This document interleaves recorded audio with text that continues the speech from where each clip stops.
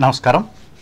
పశ్చిమ గోదావరి జిల్లా పెంటపాడు మండలం పడమరవిప్పరు సుబ్రహ్మణ్యేశ్వర స్వామి ఆలయంలో తాడేపల్లిగూడెం శాసనసభ్యులు బొలిశెట్టి శ్రీనివాస్ తనయుడు రాజేష్ కుటుంబ సభ్యులతో కలిసి మంగళవారం ప్రత్యేక పూజలు చేశారు. అనంతరం భక్తులకు అన్నదానం చేసి మాట్లాడారు.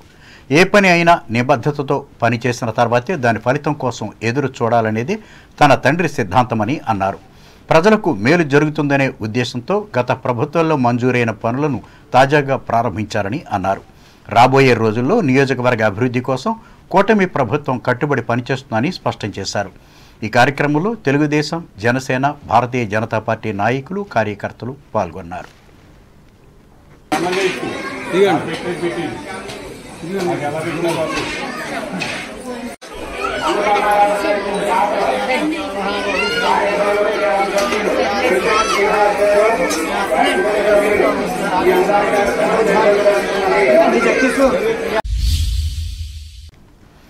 తూర్పుగోదావరి జిల్లా వార్తలు. జూన్ 12వ తేదీ నూతన ప్రభుత్వం ఏర్పాటు చేస్తున్న నేపథ్యంలో జిల్లా వ్యాప్తంగా 2 రోజుల పాటు పండుగ వాతావరణం ఉండేలా లైటింగ్ ఏర్పాట్లు చేశామని కలెక్టర్ కె మాధవీలత తెలిపారు. రాజమహేంద్రవరం కలెక్టరేట్ నుండి జిల్లా, మండల స్థాయి అధికారులతో దీనిపై మంగళవారం కలెక్టర్ వీడియో కాన్ఫరెన్స్ నిర్వహించి మాట్లాడారు. ప్రమాణ స్వీకార వేడుకల్లో పాల్గొనే ప్రముఖులకు వీఐపీ పాసులు జారీ చేశామని అన్నారు. జిల్లా నుంచి వెళ్లే వ్యక్తులు ముందుగా సభా ప్రాంగణానికి చేరుకోవాల్సి ఉంటుందని చెప్పారు. జిల్లాలో నూతన ప్రభుత్వ ప్రమాణ స్వీకార కార్యక్రమం నేపథ్యంలో 29 ప్రదేశాల్లో ప్రత్యక్ష ప్రసారం కోసం తగిన ఏర్పాట్లు చేశామని అన్నారు. అంబేద్కర్ కోనసీమ జిల్లా వార్తలు. రాష్ట్రంలో ఎన్డీఏ కూటమి విజయానికి హర్షం వ్యక్తం చేస్తూ రాజోలు నియోజకవర్గంలో తెలుగుదేశం, బీజేపీ, జనసేన నేతలు మంగళవారం సంబరాలు జరుపుకున్నారు. ఈ నేపథ్యంలో మామిడికుదురు మండలం మగటపల్లిలో కూటమి పార్టీల నాయకులు భారీ బైక్ ర్యాలీ నిర్వహించారు. ఈ సందర్భంగా భారీ కేక్ కట్ చేసి విజయోత్సవాన్ని జరుపుకున్నారు. గ్రామం అంతటా జనసేన ఫ్లెక్సీలతో నిండిపోయింది.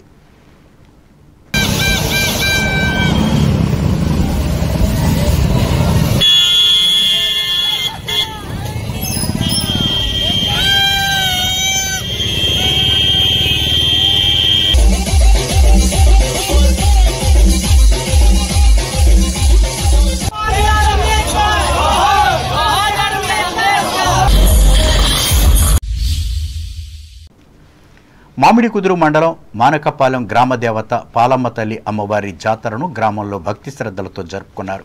ఈ మేరకు ఈ గ్రామ ఆడపడుచులు, మహిళలు అమ్మవారిని మంగళవారం దర్శించుకుని మొక్కులు చెల్లించుకున్నారు.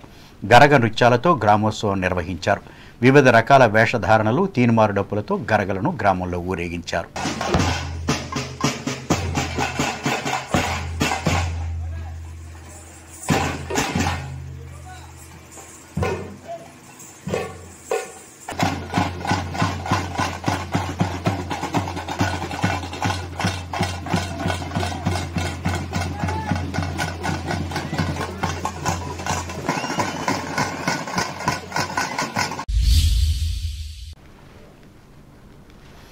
ఏలూరు జిల్లా వార్తలు.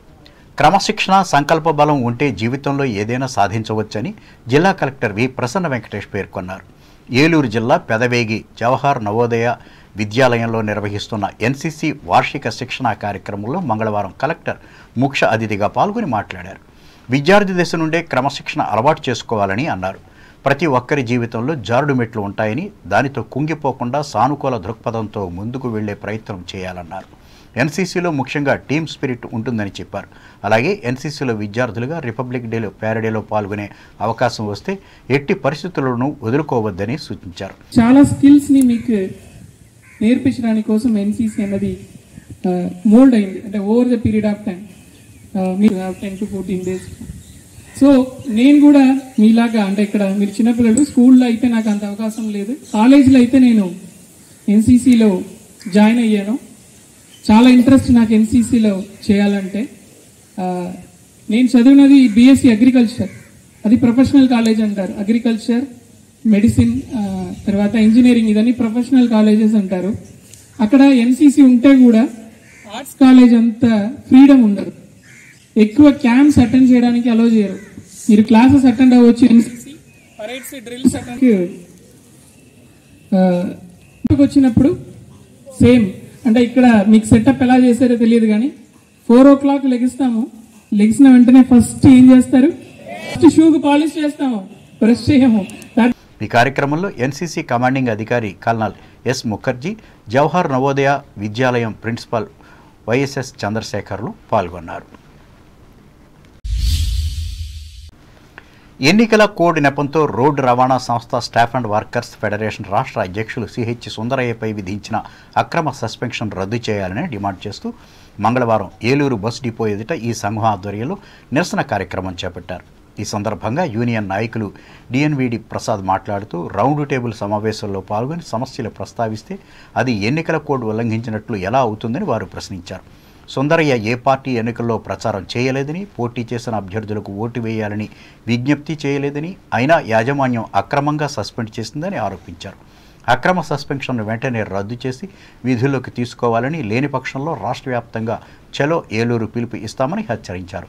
ఈ కార్యక్రమంలో జన విజ్ఞాన వేదిక నాయకులు ఎస్ఎన్ రమేష్, ఎస్డబ్ల్యూఎఫ్ రాష్ట్ర ప్రచార కార్యదర్శి టిపిఆర్ దొరలు పాల్గొన్నారు. వార్తలు ముగించే ముందు ముఖ్యాంశాలు మరొకసారి. ఆంధ్రప్రదేశ్లో పారిశ్రామిక అభివృద్ధికి కృషి చేస్తా, భీమవరంలో హామీ ఇచ్చిన కేంద్ర ఉక్కు భారీ పరిశ్రమ శాఖ సహాయ మంత్రి శ్రీనివాస్ వర్మ. ఆధ్యాత్మిక కార్యక్రమాలను నిత్యం నిర్వహిస్తూ మంచిని ప్రోత్సహించాలి, భీమవరంలో ప్రజలకు హితవు పలికిన జనసేన జిల్లా అధ్యక్షులు కొటికెలపూడి.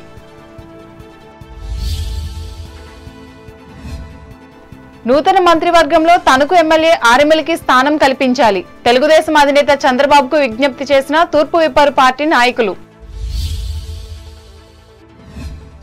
ఇచ్చిన మాట ప్రకారం ఉపాధ్యాయుల సమస్యలను పరిష్కరించాలి, ముఖ్యమంత్రిగా బాధ్యతలు చేపట్టనున్న చంద్రబాబును కోరిన ఏపీటీఎఫ్ నేత రాజగోపాల్.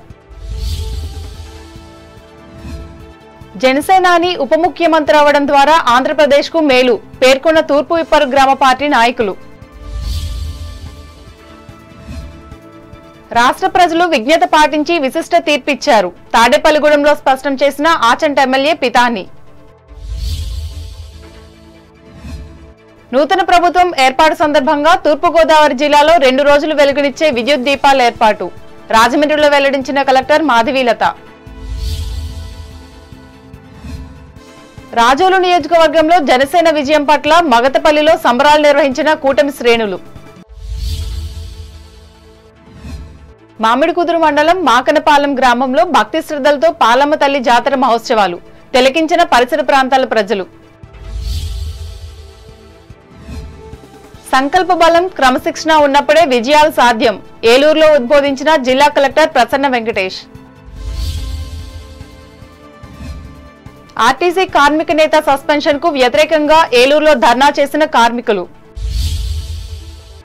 ఈ వార్తలు ఇంతటితో సమాప్తం. నమస్కారం.